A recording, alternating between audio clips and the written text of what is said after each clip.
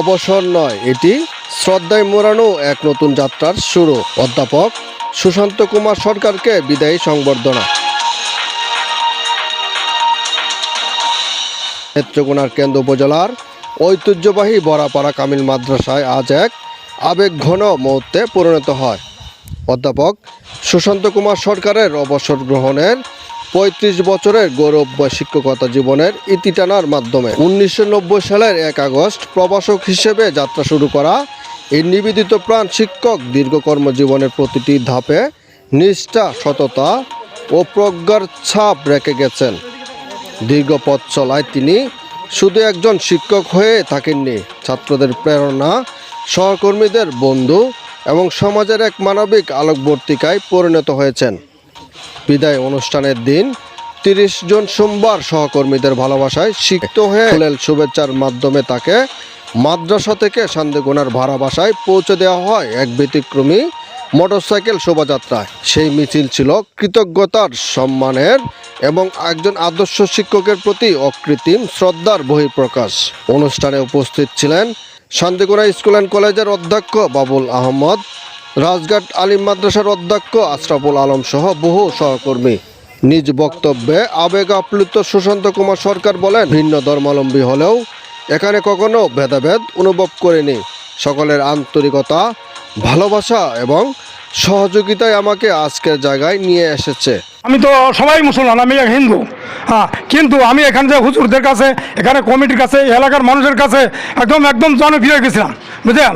আমাকে তারাও হিন্দু বলে মনে করেনি, আর আমিও তাদের মুসলমান হিংসা বিদ্বেষ কিছু করিনি, বুঝলেন। এখানে 10 মাইল এরিয়ার ভিতরে আমার পদচারণ আছে, বুঝলেন। সবাই আমাকে ভালোবেসেছে, আমিও তাদের ভালোবেসেছি, বুঝলেন। এই এলাকা আমার কাছে মুগ্ধ এবং সবাই ভালো বলে আমার কাছে মনে হয়েছে। শিক্ষক হিসেবে সবাই তো আমার ভালো, বুঝলেন। তবে যারা নতুন আসছেন ওনারা আমার একটু ভালো, বুঝলেন। এককভাবে আমি কাউ বলতে না, সবাই ভালো, সবাই এই মাধ্যমে সবাই ভালো। অবসর সময় বাড়ি যাব, মেয়ের বাসা আছে, ছেলের বাসা আছে, বাড়ি আছে, এগুলো ঘোরাঘুরি করবো, আর যদি পারি তো ওখানে একটা ব্যবসা দেওয়ার চেষ্টা করবো, বুঝলেন। আমার ওখানে ফার্মেসি আছে, এখানে আর সবাই আমার সেই প্রথম জীবনের ছাড় থেকে শেষ জীবনের ছাড় পর্যন্ত সবাই আমার সহকর্মীদের ভালো পাইছি, বুঝলেন। এরকম কারো হিংসা বিদ্বেষ কোনো কিছু পাইনি, বুঝলেন। অধ্যক্ষের বাসায় তিনি শুধু শিক্ষকই ছিলেন না, ছিলেন একজন আদর্শ, একজন নীতিনিষ্ঠ মানুষ, যিনি শিক্ষা প্রতিষ্ঠানকে আলোকিত করেছেন। আমাদের সাথে ধর্মগত মিল নাই, তো ওদের আছে অনেক সময় আমরা আসলে পরে আসসালামু আলাইকুম করে গেছে। কোনো কাজে কোনো কথা আমরা যেমন আলহামদুলিল্লাহ বলি, বাবু অনেক সময় আলহামদুলিল্লাহ করেছে। এই হিসাবে যদিও উনি আমাদের ধর্মের সাথে মিল নাই, তবু আমাদের সময় মিলে থাকারই চেষ্টা করছেন। আর আমরা ওনাদেরকে আমাদের এই মুসলমান বা হিসেবে বা আমাদের স্টাফ হিসাবে মুসলমানদের সাথে আমরা যে আন্তরিকতা, বাবুর সাথে আমাদের এরকম আন্তরিকতা ছিল। বাবুর জন্য আমরা দোয়া করি যেন বাকি জীবন তার সুখের হয়। উপাধ্যক্ষের ভাষ্যে তার অভাব শুধু পেশাগত নয়, ব্যক্তিগত জীবনেও অনুভব করব আমরা। আমি মাদ্রাসায় পড়াশোনা করেছি ফাজিল পর্যন্ত। আমার শ্রদ্ধেয় স্যার সুশান্ত কুমার সরকার, উনি আমার প্রথম জীবন থেকেই স্যার। উনি দীর্ঘ 35 বছর এই অত্র মাদ্রাসায় তিনি শিক্ষকতা করেছেন অত্যন্ত সুনামের সহিত।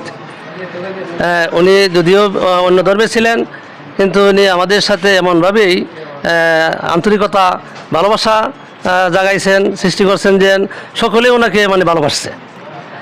আজকে আমি ওনার ছাত্র হিসাবে এবং এই প্রতিষ্ঠানের একজন কর্মকর্তা হিসাবে উনি 35 বছর অত্যন্ত সুনামের সহিত, অত্যন্ত দক্ষতার সহিত উনি শিক্ষকতা জীবন পরিচালিত করছেন। আমি আজকে ওনার শেষ কর্মদিবসে আমি অত্যন্ত ভারাক্রান্ত। আমার শ্রদ্ধেয় শিক্ষক, আজকে শেষ কর্মদিবস, ওনাকে আর এই কর্মজীবনে বারবার আমাদের সাথে দেখবো না। উনি সুদূর যশোর থেকে এখানে সারাটা জীবন কর্মজীবন এখানে কাটিয়েছেন। আমাদের সকল সহকর্মী, ছাত্র, এলাকার গণ্যমান্য ব্যক্তি, রাজনীতিবিদ যারা আছে, সকলেই ওনার প্রতি একটা আন্তরিকতা, শ্রদ্ধা আছে। এই বিদায় আয়োজন ছিল একান্তই হৃদয়ের, যেখানে চোখ বিঁধেছে স্মৃতিতে আর হৃদয় ভরেছে শ্রদ্ধায়। অধ্যাপক সুশান্ত কুমার সরকারের প্রতি এই বিদায় শুধু আনুষ্ঠানিকতা নয়, এটি এক প্রজন্মের অধ্যাপক সুশান্ত কুমার সরকারের প্রতি এই বিদায় শুধু আনুষ্ঠানিকতা নয়, এটি এক প্রজন্মের কৃতজ্ঞতার প্রকাশ, একজন শিক্ষকের প্রতি চিরন্তন ভালোবাসার সাক্ষ্য।